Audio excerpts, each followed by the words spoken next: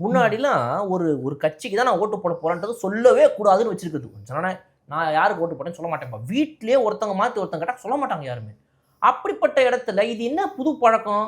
இந்த சினிமா நடிகருங்க, முன்னணி நடிகருங்க, அதுக்கப்புறம் பார்த்தா இந்த இதுல என்னது சீரியல்ல நடிக்கிறவங்க, அவ்ளோ சீரியல் ஆர்டிஸ்ட்டுங்க, யூடியூபருங்க, இன்ஃப்ளூயன்சருங்க, கன்டென்ட் கிரியேட்டருங்க 2000 ஃபாலோவர்லேருந்து 2 மில்லியன் ஃபாலோவர் இருக்கிற வரைக்கும் ஒவ்வொருத்தரும் ஒரு யூனிஃபார்ம் போட்டு போறாங்க. அது என்ன ட்ரெஸ் கலர்னா எனக்கு புரியவே இல்ல. ஒரு ப்ரவுன் பேண்ட் போடுறாங்க. வெள்ள சட்டை போடுறாங்க. என்னது அது ஆக்சுவலா? எதுக்கு அப்படி போட்டு போறாங்க? என்ன அது ஸ்கூல் மார்ச் பாஸ்ட் போறாங்களா? சரி, அவங்க எங்க போறாங்க? அதே ட்ரெஸ்ஸ திரு அண்ணாமலை அவர்களும், திரு ஸ்டாலின் அவர்களும் போட்டு வந்தாங்க. அதையும் பார்த்தீங்களா? அது என்னது அது? ஒண்ணும் இல்லங்க. தாவேக்காக்கு தான் வாக்கு செலுத்த போறோம். இது வந்து ஒரு மூவ்மெண்ட். மக்கள் மூவ்மெண்ட் அப்படின்றத காட்டுறதுக்காக, நாங்க எல்லாரும் அத வந்து ஒரு தன்னிச்சையா நாங்களா ம். எடுத்து செஞ்சோம்.